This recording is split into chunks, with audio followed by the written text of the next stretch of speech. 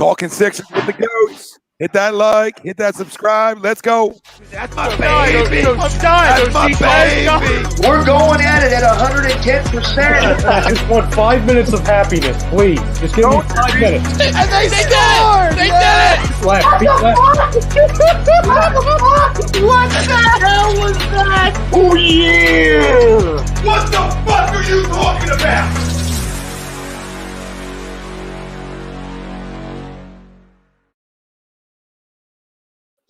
Bob Mannery here. You're listening to A2D Radio, real sports talk radio for the fans, by the fans, no agenda. These guys are the best in the business. Hashtag it. No notes. Hi, folks.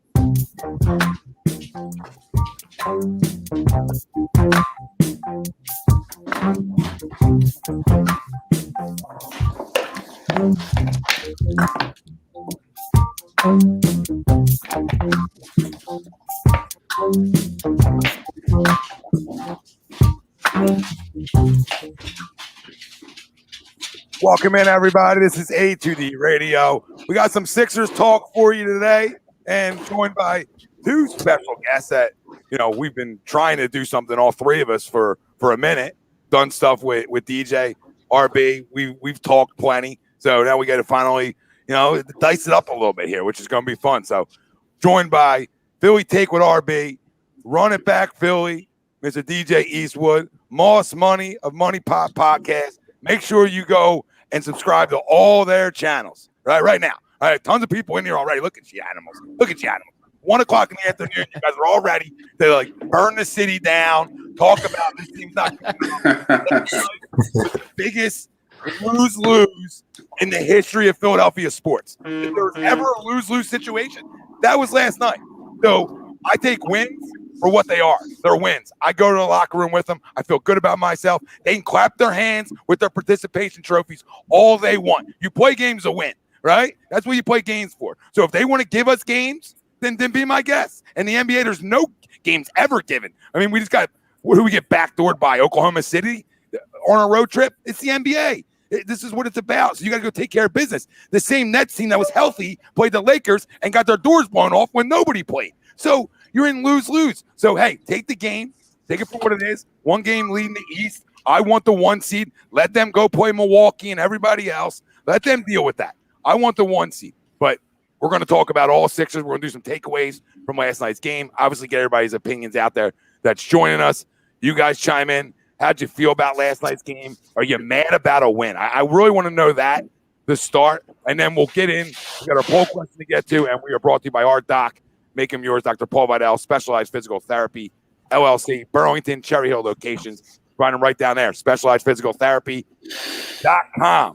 Our poll question, we'll get it out there right now, and then we'll circle back if we're happy with the win, because that's something we were talking about before we came on. The Sixers can beat a healthy Nets squad. Do you agree or disagree? Let us know. Facebook, YouTube, Twitter, Twitch. That's where we're live. Everywhere you get your podcasts, we're there as well. Hit that like, hit that subscribe. Make sure you subscribe to Philly Take with RB, Run It Back Philly with DJ, and Money Pop Podcast with Nate Moss that you can also find on A2D Radio every Friday night at 10:30 if you want to win a couple bucks. Or you can just follow Wilson if you want to lose some money. So you're just how you want to go about that. I listen, I've said enough. I agree. I'll let you guys all go first. RB, you want to get it started. Can they beat a healthy Nets squad? Do you agree or disagree? Yeah. First off, Tom, thanks for bringing us on and everything. Big fan of what you guys do here at A2D. Shout out to everybody that is involved. In terms of can we beat a healthy Nets squad? Absolutely. And we also didn't mention, but LaMarcus Aldridge just retired not too long ago. So that's another piece out of there. But even with Aldridge, of course the Sixers team can beat the Nets. Now, to try to circle it back to last night, I don't give two craps about the game last night. I was absolutely deflated when KD didn't play. I mean, he was out there shooting jumpers pregame from the baseline. I knew he could go. He just didn't want to. The Nets don't want to give away their cards. And honestly, I think the message they sent to us last night is, we don't care about the seed. We can compete with anybody. Okay, fine. Let us have the 1 seed. Let us stay at the Wells Fargo where we're comfortable. But the reason we can win is because of what we saw on display last night. I don't care who's out there. You can't stop Joel Embiid.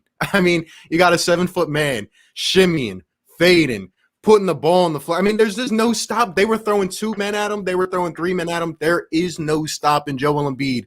Can the Sixers beat the Nets? No doubt in my mind about it. Boom. Boom. Go ahead, DJ. You can run it next. Yes. Yes, the Sixers can beat the healthy Nets squad. You're going to need the Sixers bench to play better than they did last night. That's the main thing that I was upset about, I think, towards the end of the game, is that the Nets bench made a run on our bench, and then we had to hit the panic button and throw the starters back in there, and then the whole rhythm was thrown off where Joel Embiid wasn't in the rhythm that he was in the beginning of the game, and it just looked horrible at the end of the game. But I do agree that doesn't actually mean much in the grand scheme of things, because that wouldn't have been what Doc Rivers did. If we're playing in the playoffs, he's not going to go an all-bench lineup in the fourth quarter, obviously. So none of that is actually going to happen in the playoffs like it did last night. Yeah, they can't stop Joel Embiid. They can't defend him. I thought LaMarcus Aldridge was the only guy that might be able to slow him down on that team a little bit. Now he's having health complications and retired, or announced his retirement. So, yeah, there's nobody on that team that can stop Embiid. They can't even stop Tobias Harris, honestly. Tobias Harris was in the lane, fadeaways, shimmies, just putting his shoulder into people, doing whatever he wanted in the lane. So 2 guys that they can't stop. And if you can get 15, 8, and 8 from Ben Simmons and good defense, then, yeah, I could see us beating the Nets. Yeah, and I think the people out there, there's already one guy saying like we're smoking something. If we think we should win, I mean, okay. I mean, pass then, baby, pass around. We'll love to take a rip, okay? Because you're clueless, you're flat out clueless. I mean, DJ just said it. RB's gonna pretty much said it, and I know Nate's gonna say, who's stopping that dude?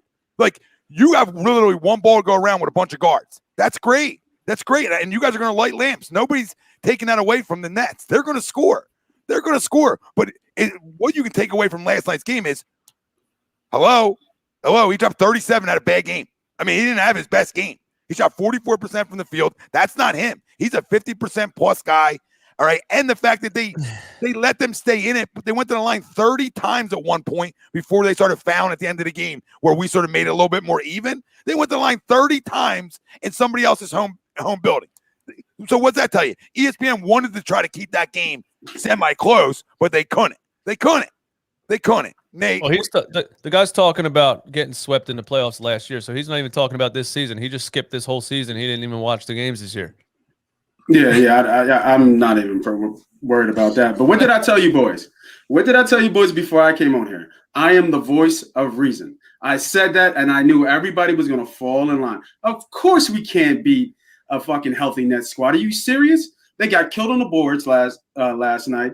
They got killed on offensive boards last night. They went what? Brooklyn was like 19% from 3. Like, come on, y'all. And Kyrie, we're talking about one ball with all these guards. Who's going to stop any of them? And because Kyrie cooked all our best defenders that were on him. Now he cooks everybody anyway, but he cooked them. Now Thibault kind of stayed with him, but he's still, good defense, better offense. Same thing with KD. Same thing with Harden. So I don't think we'll get swept because we are dangerous at home. I think we have the best home record in the NBA, if I'm not mistaken, if not top 2.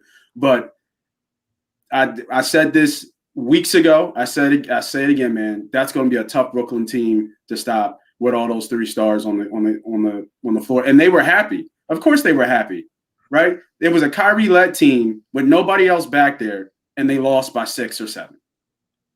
Well, I mean, like I said, realistically, Doc wouldn't have put the bench in the fourth quarter. They would have lost by 25. Yeah, that's realistically, yeah. And I'm not taking any away from Embiid. I still have money on Embiid being the MVP, and I'm hoping that he gets it. But at the same time, he had 39 and 12 by third quarter. It's ridiculous. But it's just like some of the old teams. They're going to let their star get theirs because they know they are. They're going to make it difficult and make somebody else beat you. Do we know what Harris can do in the playoffs? He disappears in the playoffs. And don't get us started on Ben Simmons. Jesus Christ. Don't get started on Ben Simmons in the playoffs. You need Ben to drop 20 every night to beat that Brooklyn team. If Ben Simmons does not drop 20 points again in a series or average a little over 20 points in that series, it's over. It is completely over. you're making it. Listen, I don't agree with anything Ben Simmons ever says, but there is one ball, and usually I don't agree with that statement because you have plenty of time to play with each other and get chemistry. If anybody thinks straight face that you can just pick it up and go ball in the playoffs with each other when you played 5 times or 6 times so far, I think it's delusional talk. I really do. The fact that you're clapping hands after a loss when you have no chemistry playing with each other. Don't tell me about the dream teams and the all-star games. Don't tell me about that. We watched LeBron go to Miami and struggle the first half of the season with the dream team down there. And then they figured it out and went on a roll. But it took them 40 games to find their footing. So they got to the finals. That's the key. He got to the finals, everyone, and then lost to a superior team. Yeah, but the Stars got them to the finals, right? Yeah, here's the difference with that. You know, they had a whole offseason to prepare. This season was coming off essentially a month or 2 of an offseason. These guys got assembled during the season, and they've only played 7 games together. You know what I mean? I hear you with the star talent. I just don't think you can put all these guys together on the floor, and I don't think it's an automatic to the finals and a win because I think chemistry is a big thing. We're seeing that with the Sixers. They have a lot of solitude with each other. And more so, it's just like you got to look at these personalities, right? They have all been a part of imploding their team on a playoff series. Kyrie Irving with Boston. We remember how that went. James Harden couldn't get along with Chris Paul, couldn't get along with Russell Westbrook. And then Kevin Durant and Russ, they blew a 3-1 lead. I'm not saying that was KD's fault necessarily, but, you know, they've all been a part of situations that have collapsed. So definitely something to keep in mind. But they also been part of situations that won. KD went to Golden State, won, right? Hey, Nate, I could go to Golden State and win. I mean, I could go to Golden State and win. Hey, but what did they say? One ball, right? One ball. Klay, right? But Curry, you know what I mean? Like one ball. Yeah, but here's the thing: Steph didn't take a day off when he felt like it. You know what I mean? Klay Thompson wasn't over there just doing whatever he wanted, fighting with Michael Rappaport on Twitter. You know what I mean? But that's all outside of on the court. On the court, they knew how to get it done. Trust me, these boys know how to get it done. The only question mark is Harden. The question mark is Harden to me in the playoffs. KD could not get it done in OKC. He tried twice against that Warriors team, and then he went and joined that Warriors team. And when he joined that Warriors team, he could sit around for 3.5 quarters and then just play the last end of the fourth quarter, and everybody's freaking out about him hitting a shot on LeBron and stuff. He didn't have to. He joined a 73-9 team. Could he not do that with this Brooklyn team? Come on, that's one of the best defensive teams that you'll come across that wins championships. All right, that team. All right, they had a great bench too. Yep, great bench. They were Pomsey, right? Draymond, with great defender, and Clay, great defender. Right. The one thing that I think everybody overlooks when you talk about the Sixers is that we can't score with them. Why? Why can't we score with them? Because it's going to have to even out. Are they willing to play enough defense come playoff time? Are they okay with giving us the 1 seed and maybe having to see Milwaukee in the second round and that going 7 before they'd have to see us? The other big thing about the Nets is I don't care about the Nets right now. Like, I really don't. Like, I don't expect to see you until I get to my goal, which is an Eastern Conference Finals. I got to worry about, can I beat Miami? Can I beat Boston? Can I beat these other teams? We've never done it yet. So we have young guys that haven't done it yet. So we have to see them do it. And the only thing that scares me is I feel like we're almost overlooking everybody else but the Nets. Like, I don't know. People should be worried about us a little bit too. We're one of the best defensive teams in basketball, and we have a big man. And everything we know about professional basketball forever, big men win championships. 2 guards outside of Mike and Kobe signed shoe deals. That's how it usually works. So if you have a big man and you can score in the paint and get easy baskets like he can, I think it gives us an edge. I really do. Because you got the double. You have to do different things defensively to try to slow him down. Like, you can make a case that Ben could slow KD down. You can make a case for it. I'm not saying it's going to happen. You can make a case. I've watched him slow down. I'm a Ben Ripper. I've watched him slow down great scorers in this league. And when you're talking about a 4 to 5, 6, 7 game series, you're running back at these guys again and again and again. So the difference is from 1 night of basketball to 7 nights of basketball is, can the Sixers youth make adjustments? Because that's all sports are. I don't know. None of us have that crystal ball. But we're watching, from what we didn't watch last year to this year, is a man on a mission. And if anybody's missing that, or you ain't watching that, everybody can sit and crown KD all they want. This man's on a damn mission, and he's flat out dominant. I mean, you're talking about, at one point he played 28 minutes and had 37 points. It's ridiculous on a bad night. essentially, not his best night. So I don't know. I hear what you're saying, Nate. On paper, they're better. On paper, but games have never played on paper. We'll see. I mean, we got a side bet anyway, so we'll see. Yeah, I think another point comes down to consistency too. Like, I definitely agree with your take about Ben Simmons. You know, the version we get of Ben Simmons could determine if we, win a series 4-2, 4-3. If we lose 4-1, like, he's got to keep being aggressive. And then our shooters as well. Is Danny Green and Seth Curry going to be the versions of themselves that we get on a good night? I personally think Seth Curry, I've been saying it all year, should come off the bench. I'd rather have George Hill in the big time situations, but is Shake Milton going to be consistent? Is Matisse Thybulle going to keep himself on the floor on offense? Like, he's got to at least be able to hit a shot or two. Those are things in terms of consistency, I think that factor really heavily into it, that kind of get overlooked. And it's who's George Hill, right? We don't know yet. So does that help us? Is that, we'll find out. I mean, we were missing two key bench pieces last night. If you want to consider George Hill a key bench piece at this point, we haven't seen him, but Dwight Howard's a key bench piece for this basketball team.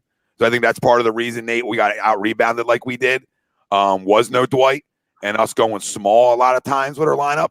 But yeah, you're right. I mean, we got pounded on the glass, but I think there's positives you can take out of just winning a basketball game. And I want to ask you guys this: we talked Nets. Who outside of the Nets worries you? And obviously Milwaukee would be that easy team to say, but take away Milwaukee, take away the Nets, Milwaukee, they're obvious answers. Who else out there are you like saying, come put up? I didn't hear your last part. I'm hearing a lot of noise. Yeah, somebody staticky. Honestly, believe it or not, the New York Knicks scare me a little bit because they play great defense. They have length and athleticism, and they rotate super fast. And the one game that we played against them that went to overtime, Ben Simmons in the half court gets completely shut down by teams like that. And George Hill can save that, and that's why I think George Hill is going to be on the floor late in games. But what the Sixers did last night with Ben Simmons trying to force the ball to Joel when his man was already double-teaming Joel, it was some of the most ass-backwards basketball I've ever seen in my life, and I wanted to pull my hair out, and I can't wait. And then they started running pick and rolls with Furkan Korkmaz with the ball in his hands because Doc was like, I need to do something with a ball handler. And Korkmaz is the only option he had in the half court. So, George Hill, please come save the late fourth quarter half court offense, I guess. I don't know what else to say. And maybe to your point, like running shake more in the two guard where he can spot up and shoot seems to be better suited for him too. So I think that would like help two positions with the move of one. Before the static, I was saying, who are you guys worried about outside of the Nets and Milwaukee? It's got to be Miami. You know what I mean? It's got to be Miami. They're battle tested. I mean, I know that their record doesn't reflect where they are. I think they've been on a nice little run. I'm not 100% sure. They have lapses where they score. I mean, they lose in bunches. And I know they've lost to us early on in the year. I think we took it to overtime one game. I forget what happened the other game, but I think Miami they have the size, and I think they just have that kind of toughness that comes with Jimmy Buckets being over there to get them over the hump and make a deep run. Like, I think they like where they are right now. As that kind of 7th seed, nobody sees them coming. At all. And only people who really watch, basketball every day and follow the NBA every day really have a pulse on where, Miami is. And I was questioning that Knicks. I didn't know the Knicks were higher than Miami. The Knicks don't really worry me too much. I don't think it's just a bad matchup with them. That's a real bad matchup because it's really just Randall. And he's having a hell of a year for them. But I'm looking at it now. We're one. Brooklyn's next. Milwaukee, Atlanta. Atlanta hurt with no Collins right now. Boston. I would say Boston always gives us trouble. They always have. But we've just flat out dominated them this year. They got Luke Cornett out there on the floor. Yeah. no that trade that they did, it's hurting them defensively and interiorly too as well. So I'm not worried about them, but yeah, for me, it's definitely Miami. Yeah, I was going to say Miami, but just kind of like a hot take. Like, honestly, I don't care what anybody says. I don't care who they have on the floor. I do not want to play the Raptors. I do not want to play them at all. I'm not saying they can beat us in a series, but I just don't like, going up against a Nick Nurse defense. He's literally going to throw everybody at Joel and say, all right, Ben, beat us. All right, Tobias, go ahead and beat us. Like, of course we have more talent, and they got rid of Norman Powell, who's balling out in Portland. But if I had to give a hot take, like, I don't want to see the Raptors just because I don't want to go through that. Like, they might extend it to a 5-6 game series. Like, I just don't want to do that. Yeah, to go somebody different. Miami, I sort of agree with. My only concern with them is a lot of basketball in a short amount of time. And I don't know how that's going to – how that favors – if that hurts them, come playoff time. You essentially got out of the bubble. They rested Jimmy because of that early on for that reason. So, I don't know. They're a tough team. They worry me a little bit. But, Bam might give Joe some issues. We can say maybe that's like the only big man that you can see maybe slowing him down a little bit. But I'll just say Boston, and not because I'm scared of Boston at all, just to go somewhere different. They got 3 guards who can flat out score, and you can run into a buzzsaw where, these 3 guys get hot for a series, and next thing you know, you're out in 6. So, and not really PTSD because we roll their ass and they have nobody to stop Joel, obviously. But my concern is just like what happens if Kemba, same thing you're concerned with the Nets, right? Them 3 guards, if they go crazy, can they carry them in a series? They haven't showed that this year. But that would be my only thing with Boston, I would say. But I'm not scared of anybody, guys, really. I'm not worried too much. I'm hyped for the Nets to make it harder on themselves than it has to be. If they don't care about the 1 seed and they think that they are the 2016 Warriors and they're just going to roll over everybody in the playoffs and they don't care what seed they are, they're going to have a rude awakening when they have to face the Bucks and teams like that before they face us. You know what I mean? So if they don't care about the 1 seed, hey, we'll take it. I think if it ended right now, we're looking at Charlotte and Atlanta in round 1 and 2. I'll take that all day. The team I'm worried about isn't in the Eastern Conference, except it's us. The team I'm worried about is us. Like, are we going to perform to our capabilities? Is Ben Simmons going to be aggressive? Is Danny Green and Seth Curry going to be able to shoot? Really, I think we can go far in the playoffs, honestly. But we got to be the maximum potential, maximum capacity. What, the elephant in the room? I mean, the elephant in the room is the elephant in the room, and that's Ben Simmons. I mean, you're right. I mean, I tried not to bring him up too much. It's hard not to. But, I mean, I know what Joe's going to do. I think I know what Tobias is going to do. I know Danny's going to hit big shots. I hope Seth is a pro enough to hit big shots. George Hill played enough playoff basketball to hit big shots. Dwight's played playoff basketball. So these guys have at least been there, done it. I sort of know what to expect from them. He's the guy I don't know. Because like 8, 5, and 7 is unacceptable. I don't care if you're the greatest defender of all time. It's unacceptable. So that's really going to dictate us going to an NBA Finals. That's what's going to dictate us going to the NBA Finals. They could be able to go to the Eastern Conference Finals. I think depending on matchups, he can get away with 12 to 14, his usual shit. You know what I mean? He can almost get away with it. But to go against the big dogs, I don't think I need 20 a night from them, but I definitely need 15 to 17 a night. Hey, fellas, what's that playoff? That play-in playoff thing from 7 to 10. I saw that.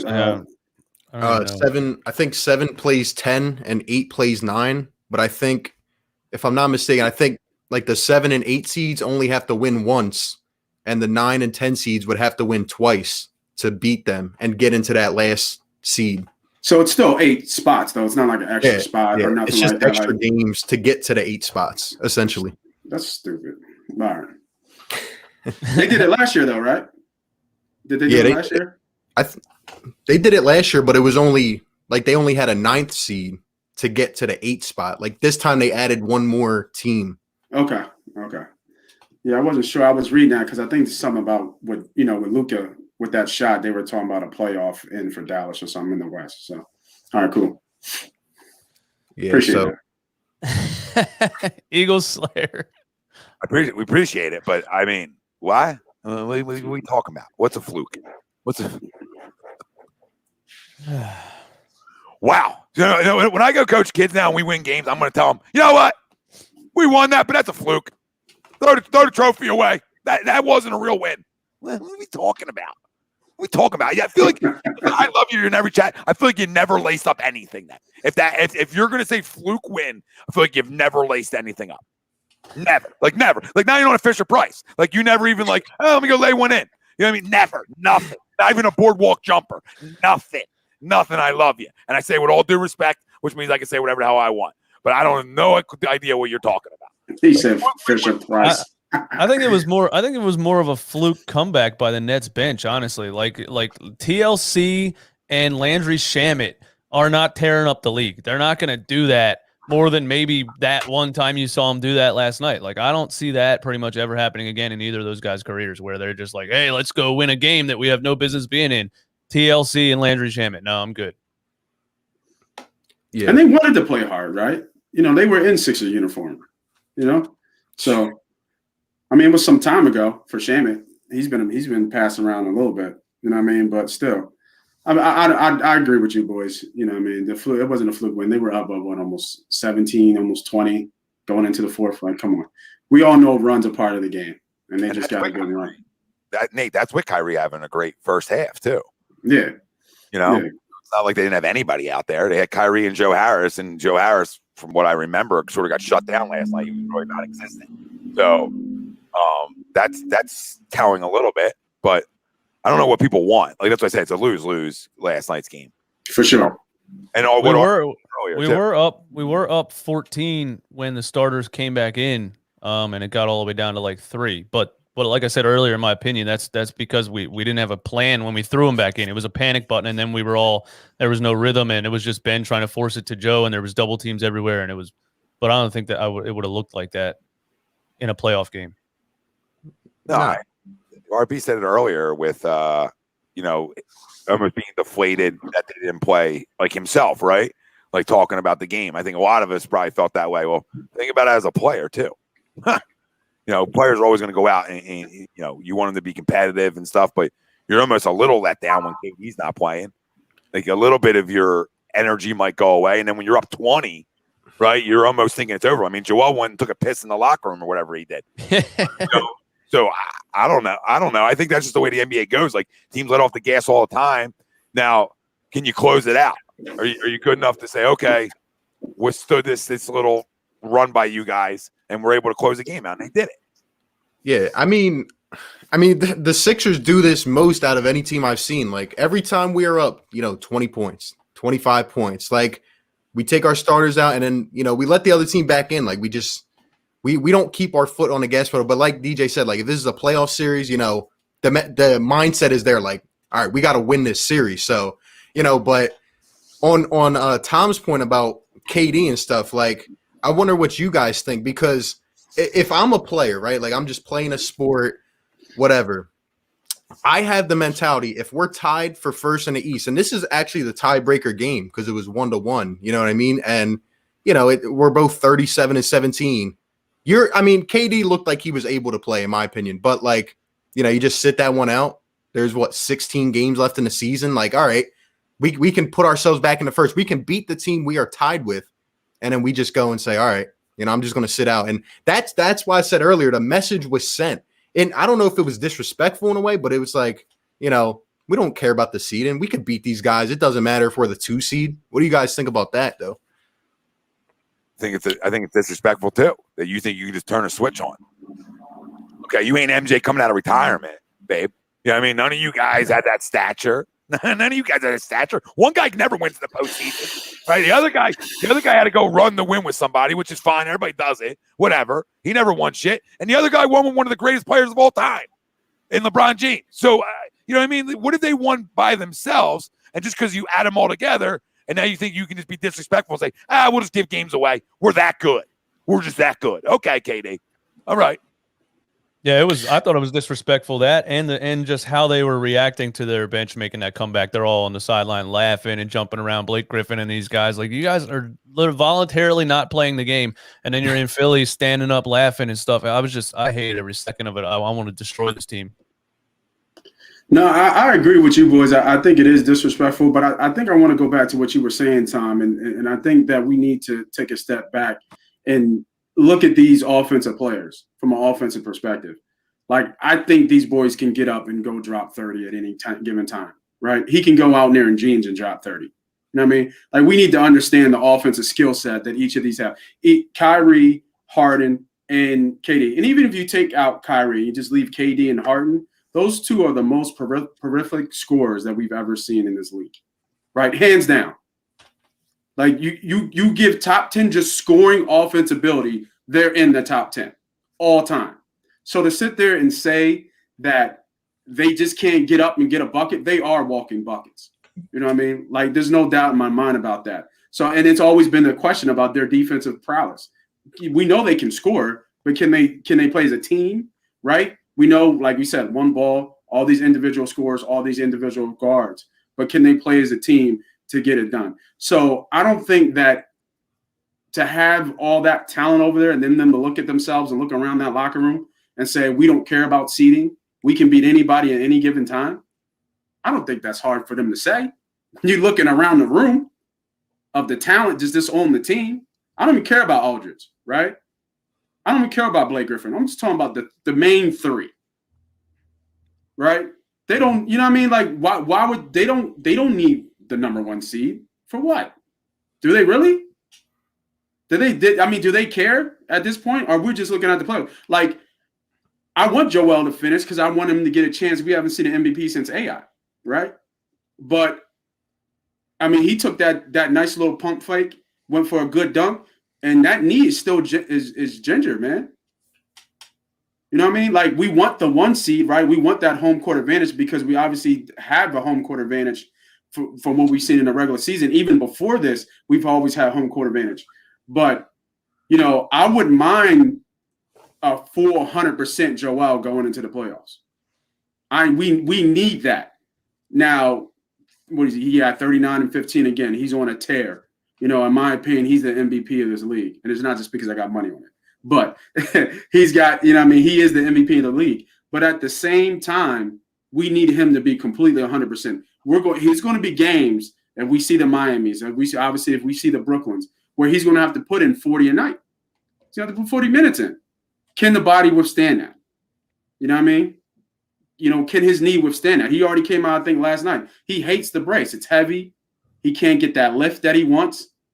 You know what I'm saying? So, you know, I get what you're saying. I think it is disrespectful of how they're getting all hype and they're on the sidelines.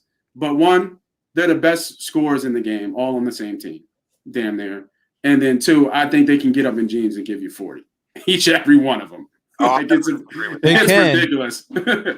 They can, but I do want to say that there's a lot of jump shots, you know what I mean? And there's a lot of games, especially in the playoffs, where James Harden goes 1 for 11 and Kyrie Irving goes. There's a game where the Nets lost in overtime to the Wizards, and Kyrie had 32 shot attempts, and he was like 10 for 32. You know, they have games where they're just chucking up shots, not making anything. And those games where they don't have a bench and they don't have any defense, they're done for. So when they're all three hot, yeah, they could blow you out of the building, but who knows if they can, you know, I don't know. Kyrie doesn't average 37.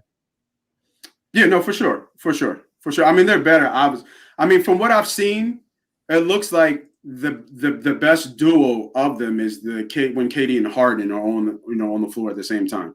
I think Irving kind of messes up, you know, that a little bit.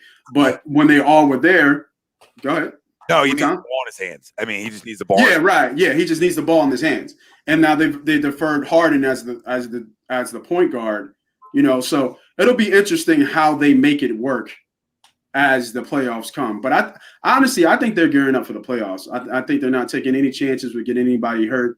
You know, Kyrie, from a mental standpoint, off the court, you know, he's Kyrie at this point. You know, so if he has to take a mental break or whatever, you know, he's just going to do that at this point. But I think come playoff time, I think they'll be ready to go. Yeah, but they're ready to go scoring. I don't disagree there. I don't think anybody would disagree there. Like, DJ's point's valid though, because all of them have had, you know, bad postseason games at times. So it's very valid that for sure.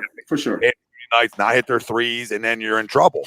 Now the question is, are they willing to play defense? And not just willing, are they good at it? None of them are known to be great defenders. Not any of them. KD's probably the best defender out of all of them, and I wouldn't call him a great defender by any stretch. I'll call him a good one. He's fine when he engages himself, but the other two are never known to be good defenders, ever. So that's the big thing for me. Not that they can score. Are they going to give up 125? So like, where does it even out? Does defense win, or does the great scorers win? Right? Like what ends up showing its head? I don't know. I don't know what's going to win. You have like the complete opposites in terms of one team that loves to play defense and one team that just listen. They want to drop 130 a night. I don't know. Yeah, it's going to be. Yeah, it's definitely going to be tough. I think KD, Golden State KD, where he did play defense, he brought into what they were doing. And then you had lead dogs over there, like you had the Curry, you had the Draymond, the ones that been through the grind, the ones there, and then you had the coach, the general, the coach himself with Steve Kerr over there. They all collectively made KD buy into what they were doing in Golden State. You do this, we're going to win. Brooklyn, they're all individuals at this point. They got to figure out how to become a team for them to be dangerous. That's a good point about buying in. And again, this goes back to what I was saying earlier. And a lot of Sixers fans were like overreacting yesterday saying, it's like, obviously I get the frustration. Like we couldn't play the Nets healthy. We haven't seen a lot of healthy teams. At the same time, though, this also hurts the Nets. There's 7 guys together. I don't know what their record is, or there are 3 guys during the 7 games. But I don't think they've seen a lot of healthy squads. And my question, like, I always like to see how a team like bounces back from adversity. You know what I mean? What's going to happen in an adversity type of situation? I know the Sixers have seen a lot of them this year. I mean, even when Joel went out, we held our own on that road trip, right? On, I think we went 5-2 or 4-3. So, I mean, obviously, again, Simmons has to step up. Shooters have to hit shots. But like, what if the Nets get into a predicament where they go down 2-1 in a series, or it's 1-1 or something like that, like who's going to be like, how are the rest of the guys in that locker room? Who are they going to look upon? And is his mental going to stay intact? Is KD, because I saw Kyrie on the bench last night. KD wasn't even talking to him. Like they were sitting behind each other. They weren't even having any communication. And when James Harden is there, can those 3 communicate? That's what I'm pretty much trying to say. I know the Sixers can do that. Every time out, I see guys going up to each other, talking to each other during timeouts. I know Doc Rivers is a great coach like that. And another thing, Steve Nash is a rookie head coach. Obviously a, legendary player, but still, when the problems arise, who are they going to look at in that locker room? Yeah. I want to talk about the comeback last night because part of that also was Mike Scott at center. You know what I mean? And we didn't have Dwight Howard. I know they didn't have Harden and Durant, but we're running Mike Scott at center, and they run all over us. And it's just something that I never want to see again, and I hope I don't see in the playoffs. I can't get over the Mike Scott thing. So that kind of cancels out that little fourth quarter comeback for me too, as far as the bench versus the bench, because good Lord, Mike Scott gives you nothing. And you ain't wrong. Sting me. That's what I like to say whenever he makes a shot. Sting me. Oh. You know what I mean? For the high people. Yeah, I mean, how many easy buckets did they get going to the basket last night on their run? To your point, like with Mike Scott in the game, like there's no rim protector, so they essentially had easy buckets. So I don't know. And I think it goes to your part earlier time too about Dwight being out. How big a hole that makes when Howard doesn't play as the backup center. How much he's given us this year too. I mean, he's had a hell of a season this year. You guys can't say they don't need a coach. I see the people out there like, oh, they don't need a coach. The guys got good. No coaches. They're fine. Okay. Yeah, so those are the people that play 2K. Yeah, first team in history went without a coach. Just first team. Let's go sit up in the box. Steve, we got this. Come on. They get beat on 2K too. All you got to do is run a zone defense, and they can't do anything. It's a good call. I know how to beat that team on 2K. But yeah, Mike Scott better not see a playoff minute. Furkan Korkmaz better not see a playoff minute. I feel like he is, but yeah, I think he will for sure. What's up with him, man? He's got the green. What has he got? The green light? Every time I see him with the ball, he's jacking from beyond the arc, dog. Like he's like a black hole. Once it ain't coming out. You know what I mean? Like he's got the green light. Like Jesus. Korkmaz has always had an insane amount of confidence. You know what I mean? And even back when he wasn't getting any playing time, he wanted to be traded. He was like, I'm not getting any playing time. Get me out of here. He always thought he was like the white Reggie Miller. And if he's making shots, that's cool with me. But he's never had a confidence issue. Yeah, man. He has the dribbling the ball issue. He tries to dribble too much, and he tries to act like he's a point guard. I hate that. I hate when Ben Simmons is on the floor and Furkan's at the top of the arc coming around the screen. Like, stop. That's because Ben Simmons can't do it, though. That's why. I mean, Ben can come around a pick and roll. He's got a fear factor. You know what I mean? No, he can't. His pick man is guarding Joel. There's nowhere to be found. Yeah, he's not a good pick and roll guy at all. He's terrible. I always say, like, if you ever see him like in transition, he's amazing, right? But once they got if he's pushing the ball, and you see that half court set, he all he does is run into the lane and just look for a kick out. You know what I mean? Yeah. I meant like snug pick and roll more than like top of the arc, but at least post up or something, like, you know. Well, I posted screenshots of how they guarded him 2 years ago, the Nets, and they were running pick and rolls because they were guarding him outside the 3-point line. Now the jig is up. Everybody figured it out. Just don't guard him. Just back up. That's it. His game is done. Yeah, and I'm scared because the last 2 playoff series that we did see Ben Simmons, that's all that happened, really. And he was kind of taken out mentally at that point. And obviously Brett Brown didn't know how to get him involved. I mean, he kind of just let him sit there on the floor and put his ass on the bench. That's where you put him. I don't think Doc will sit around and let that happen. I don't think so. I think Doc has been very smart in how he's used them. I think he's been very smart in how he protects him from the media, and he points it back at me. He's like, it's everybody out there in TV world talking about how Ben doesn't shoot, but then Ben gives you those numbers, those 18, 8, and 7. You know, and then he might have an amazing game. You know, I think he's talking about he gave Utah 42 or something like that. You know what I'm saying? Like, and me and Tom got into it before a while ago. Like, this is what we call aggressive Ben, right? But like I said then, and I'll say it again, we got to see it in the playoffs.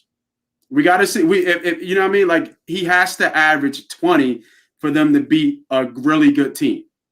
He just does. And until and we've seen a couple, down, with the clock ticking down, and he makes a 3. But it looked in motion. It looked nothing but water. You know what I'm saying? It looked clean. Give me an elbow jumper. Back down. Use your body. You know what I mean? Even though it's a little awkward how he does his little hook shot and stuff like that, but still. It's not about making it. It's just the threat that you can score on any place or any spot on the floor, and just have them respect you. Yeah, it's not even getting to the rim. I get to the rim. I have no issues there of him being able to get to the rim. It's you can get to the rim easier with an elbow jumper. You can just get to the rim easier. I mean, literally, pump fake works, right? I mean, these are why these things have been taught in basketball, since 1930. All right, jab steps, pump fakes, so guys can actually respect it, and you can go buy it, guys. He would be a great ISO player if he just trusted himself a tiny bit, really. And people have said that he's trolling us right now, and I've heard this a lot. All time, he's just going to shoot. Okay, all right. I mean, man, pass that then, pass that shit around, because I don't believe he's just going to start shooting. But I'll say that his defense, unlike other years, should be better in the postseason. He's played in the postseason enough. He should sort of understand what postseason basketball is. I'm not as worried about the points if he's getting guys involved, if he's getting guys open looks, if he's rebounding the basketball, if he's playing great defense, if he's getting buckets in transition. There's ways he can still be extremely impactful without dropping 20 a night. Like there is. I mean, I'm not like giving him a pass either. I'm saying if we're winning games, I'm good with him being productive in every other category and giving me 15 over just that 20-point number. I don't think it's the end-all be-all for us. I think Ben's the only player in history that I remember that we had to put the word aggressive to his name. Like, are we getting Ben Simmons or are we getting aggressive Ben Simmons? I don't think it's so crazy to me that we have to actually say that. Everyone else just plays hard all the time. It's the craziest thing I've ever witnessed in pro sport. And he's a number 1 pick, right? You know what I mean? Like, here's a good question. Is Ben Simmons a bust?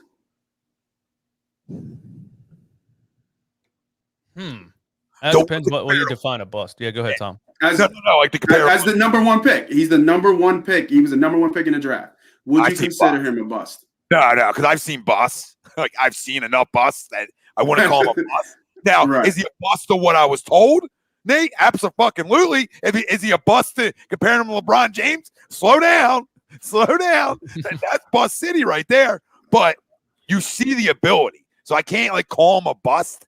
It's hard to call him. I've seen Greg Odens of the world, and who's the freaking guy the Cavs took the big Kwame Brown. Anthony. Anthony Bennett. Anthony Bennett, Kwame Brown. Jeez. I mean, the list goes on. So Okay. Yeah, fair enough. Yeah, like in that middle part. I can't call him a bust. He's the only one there too, right?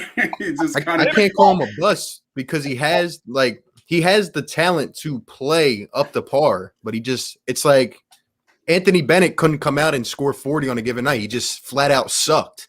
Ben can do it if he wants, but he just picks and chooses. You know what I mean? It's like a subcategory. And we said this again too, man. I think on Wednesday's time, he is what we think he is. Exactly what you think Ben Simmons is. He is what you think he is.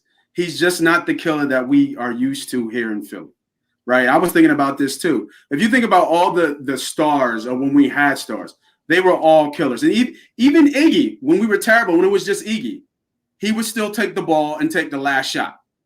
You know what I mean? Because he was the guy.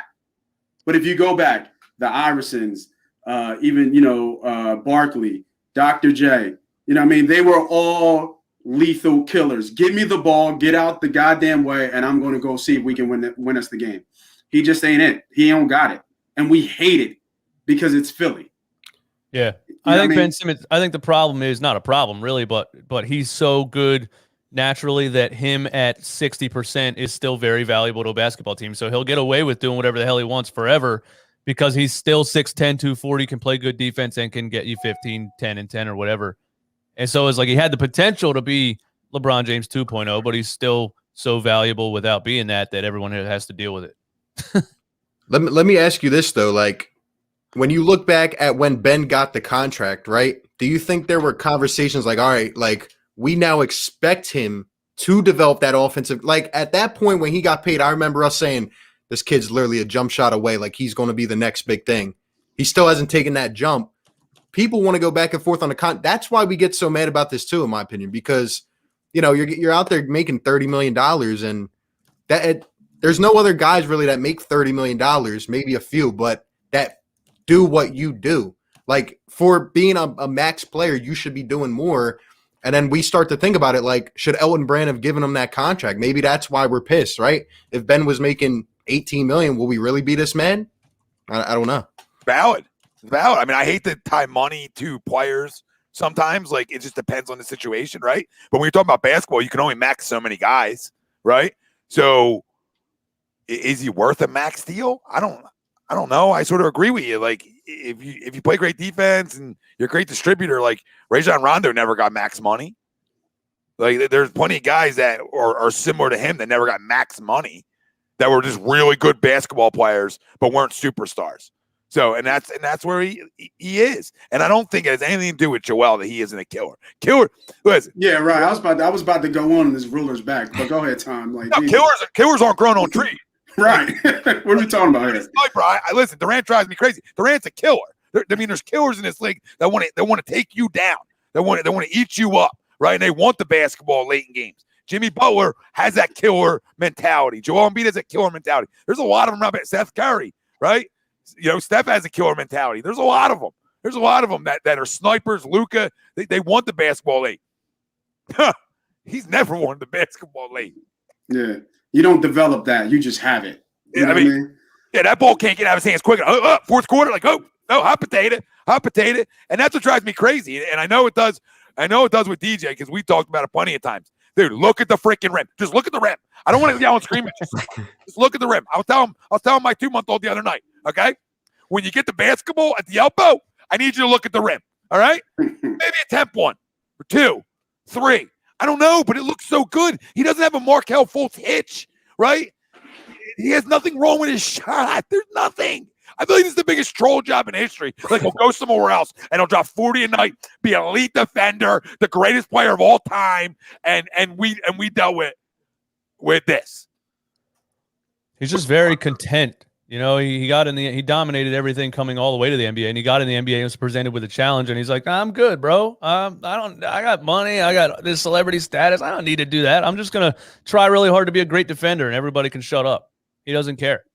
Like Ja Morant, game 1, Ja Morant shot a 3 from the top of the key. And I remember his post-game interview.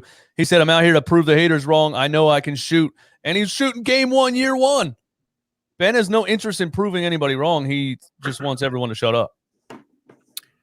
I made this example the other day, and it's not like technically similar to Ben, but Brook Lopez a couple years ago never shot a basketball in his life. And what did Mike Budenholzer do? He came in and said, all right, we're going to center around Giannis. Everybody on the team, you got to be able to spot up and shoot. Brook Lopez became one of the best shooting centers in the league. I mean, it takes practice, and we see the form, right? That's another thing that pisses me off. Every single game, you go to the Wells Fargo, you watch on TV, Ben's draining threes, draining shots. They showed a pregame show. Ben's out here pulling up. It's like, I don't know. It's frustrating. I love that one when the kid said, "Do that in the game, Ben." Like, it was like, Jesus. Like, why are we practicing these shots? Like, why? Remember last summer, like pre-COVID summer, coming into last year's season, where there was it's always, this tape always gets released, like Howie Roseman, right? You know what I mean? It's like great PR people. We're going to release this tape right now of him doing fadeaways looking like Kobe. Like, I thought it was Kobe. I said, oh my goodness, if he's doing this in real games, right? I mean, he was going in the post and he was doing Joel fadeaways and he was hitting elbow jumpers. Remember, guys? He was hitting threes and we're like, oh, stop. It's just like tickle your balls, right? That's all it is. It's almost like a Deshaun Watson massage. Like, it's, you know what I mean? Too soon, I don't know. But I mean, that's what it is. It's just like a little, we're just going to give you the tip of it. We're not going to give you the whole thing. It's a little rough. Yeah, I can't figure it out. And some people get so mad because they say all I do is talk about it. I've never seen it before in my life, ever. I'm 34 years old. I've never seen this before. So I don't care. I'm going to talk about it until it's over. If we didn't view Ben as the player that could take it to the next level, could take the team to the next level, we wouldn't talk about it. But we care too much. Like, there's a lot standing in a balance. But exactly. With what version of Ben we get. And now we have the guy in charge he's a home run swinger. That's how I describe him. He's not going to take any crap. You know what I mean? We come out here, we get 6-shot attempt Ben. It's not going to go well upstairs.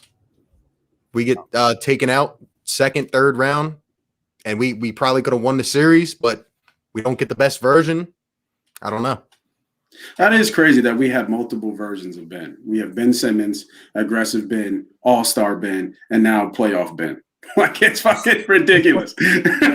Like, it's fucking ridiculous. Like, come on, man. Like, this only happens in Philadelphia. Only. You wouldn't see it nowhere else. And the only place this comp is Rondo to me. But see, Rondo was a killer. There is no comp. There is no comp. Yeah, there's so much Rondo in him. Like, Rondo was kind of awkwardly, offensively, didn't have a jumper, but would take the shot if he was open, right? But his IQ was crazy. And I think Ben has shown that, and Rondo was obviously a willing and able defender, but it's just, I don't know, man. There's that instinct, that trait that makes you a killer is what is the difference. Because to me, he's Rondo. That's how I look at Ben. He's Rondo, but he won't pull the trigger. You know what I mean? He's gun shy.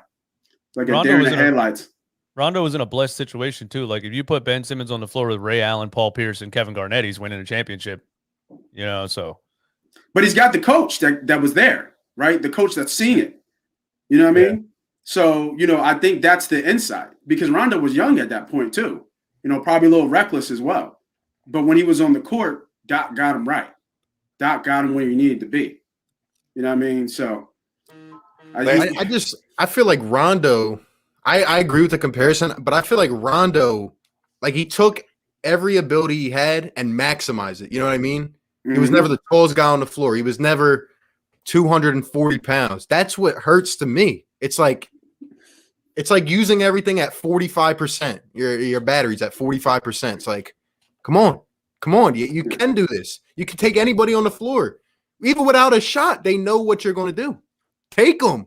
Take Grayson Allen in a post. Matthew Dellavedova? I mean, come on. I would take Matthew Dellavedova in the post. Come on. Yeah, I think everyone. When we say Rondo, we're talking about offensive skill set. for y'all out there. You know, we were talking about what he does on the offensive skill set. Go ahead, bro. I didn't mean to cut you off. I think everybody we compare Ben to has exceeded their expectations. You know, Draymond Green drafted in the second round exceeded his expectations. Rondo exceeded his expectations. So Ben Simmons stepped down from his expectations to be these guys, and that's fine. Like, I don't get it. Don't make me spit my drink out right now, okay? Like, you know what I mean? Like, that's typical Philly, though. DJ is what it is. Markelle Fultz was dropping 35 a night in Washington. Nobody could guard him. I was like, who are we? I don't want Tatum. I was yelling, give me this guy. I watch him up and down the court. He can shoot. He can light you up. He comes here, and it's like, wait, what? You got some weird – what's in your arm? I never heard of it. I had to get the doc on, Dr. Paul Vidal, specialized physical therapy. I said, Doc, I've never heard of this before. Is this real? He goes, I don't know. So I mean, this is what we're dealing with. And then he goes to Orlando, and before the ACL, obviously, had no problem scoring. I'm like, right. The guy we needed. This is the guy that we needed to go with Ben. That was the other guard we needed that would have been perfect together, and we didn't get it. Listen, the ability's there. It's when does the switch turn on? I don't know if it ever will. But if it's going to turn on, it better turn on postseason basketball. Facts. Here. Doc Rivers is here. You can't have any more accountability in the house of guys. So it becomes on him, and that's what we've learned. Last thing we'll leave you guys with, last question I have for you is my original goal was just getting to an Eastern Conference final. Okay? I know expectations can change, but I'm not a big believer in the NBA and changing my expectations because of the way the league's set up, especially for younger teams, where their stars are younger. So that was my goal, and it still is. And my question to you guys, what was your goal, right? And if you get knocked out at your goal, like for me, Eastern Conference Final, if I get knocked out, I'm never happy with losing. But I'll be like, okay, that was stepping stones. That was a stepping stone I needed to see to know that next year I can go win this whole damn thing. Now, I want to win the whole thing, but I just want to know where you guys had them. And if your expectations change where you say, no, hey, they got to go win the finals. That's fine too. So let me know, guys, and then we'll wrap this bad boy up. Who's going first? Go ahead. You got it. I think I don't even know what my expectations were after getting swept in the first round and the Al Horford team and all that stuff. I was just focused on getting a real NBA coach in here and getting Al Horford as far away from Philadelphia as possible. And that happened, and I was happy about it. And then I was, seeing like, what are these guys going to look like under a real coaching staff and all this stuff. And I expected Ben to shoot the ball. I thought Sam Cassell, Doc Rivers, all these guys, that was what we were all talking about. Accountability. They're going to make him shoot the ball, or they're going to bench his ass or whatever. And now we're seeing the same Ben Simmons, or even a worse version of Ben Simmons offensively. And so I don't actually even know what my expectations are right now. I think part of me expects them to lose in the Eastern Conference Finals, and Daryl Morey to be like, all right, I see what's happening here. Hey, who wants Ben Simmons? I tried to trade him once already. I think that's what's going to happen. That might be super negative, but that's how I feel about it.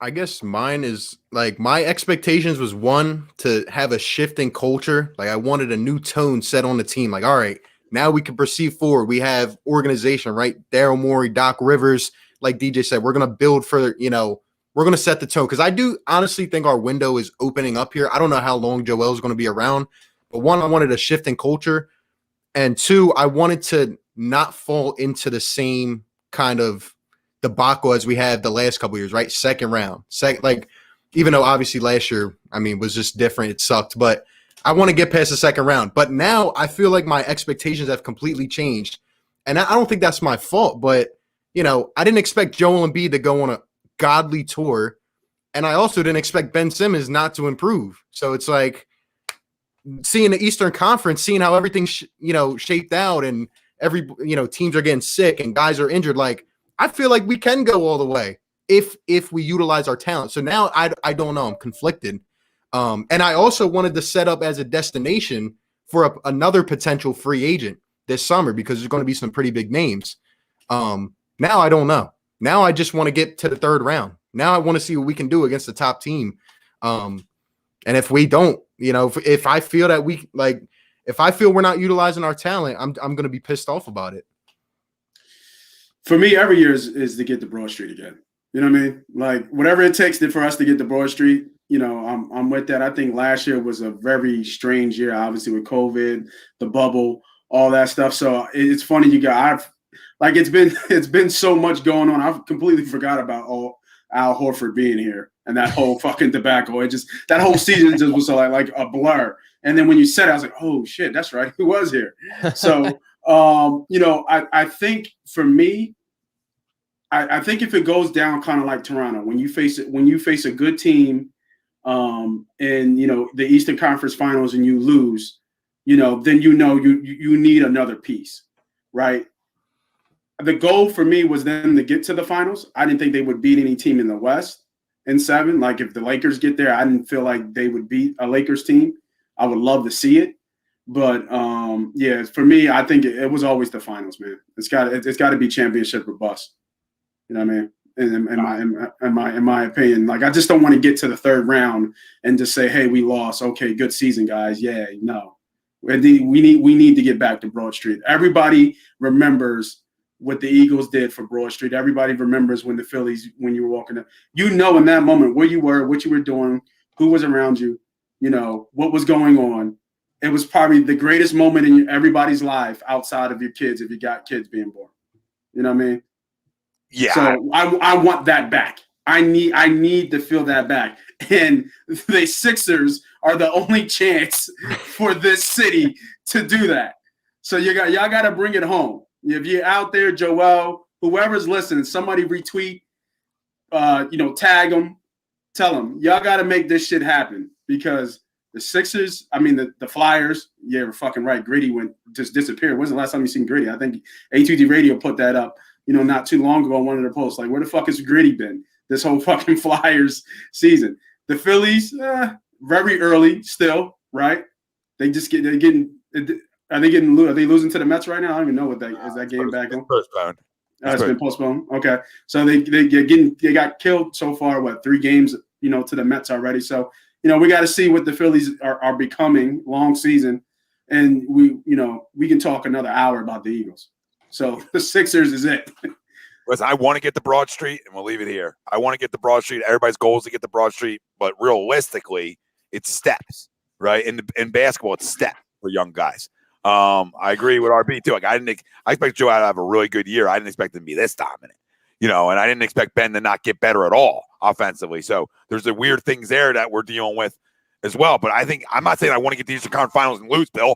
Go watch the Celtics, Bill. Okay. Nobody said I want to get there and lose. Like, yay! Well, we did it. I'll be freaking yelling and screaming about it, Bill. But at the end of the day, I'm trying to be realistic. All right. Then you call me a homer if I said, "Oh, Broad Street."